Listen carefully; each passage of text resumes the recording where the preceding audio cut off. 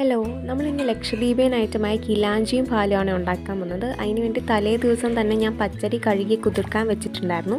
പിറ്റേ ദിവസം അതെടുത്ത് അതേ വെള്ളത്തോടു കൂടി ഒന്ന് അടിച്ചെടുത്ത് ഒരു മുട്ടയും കൂടെ ചേർത്ത് ഒന്നുകൂടെ അടിച്ചെടുത്ത് ആവശ്യത്തിന് ഉപ്പൂടെ ചേർത്തിട്ടുണ്ടായിരുന്നു. ഇത് സാധാ ഉരുളിയിലാണ് ചെയ്തെടുക്കുന്നത്, പക്ഷേ ഞാൻ ഇരുമ്പേട്ടിയിലാണ് ഇത് ചെയ്തെടുക്കുന്നത്. അപ്പം ഞാൻ ആദ്യം ഒഴിച്ചപ്പോൾ അതൊന്നും ശരിയായി വന്നിട്ടുണ്ടായിരുന്നില്ല, ഇളക്കാൻ കുറച്ച് പാടുണ്ടായിരുന്നു. പിന്നെ ഞാനത് പാനിലേക്ക് മാറ്റി ഒഴിച്ച് എടുത്തിട്ടുണ്ടായിരുന്നു. അപ്പോൾ നന്നായിട്ട് ഇളകി വന്നിട്ടുണ്ടായിരുന്നു. അങ്ങനെ നമ്മുടെ കിലാഞ്ചി നന്നായിട്ട് അങ്ങനെ ഒന്ന് സെറ്റ് ചെയ്തെടുത്തിട്ട് ഞാൻ നമ്മുടെ പാലിന് വേണ്ടിയിട്ടുള്ള പ്രോസസ്സിലേക്ക് പോയി. നമ്മുടെ തേങ്ങാപ്പാലാണ് അതിന് വേണ്ടി ഉപയോഗിക്കുന്നത്.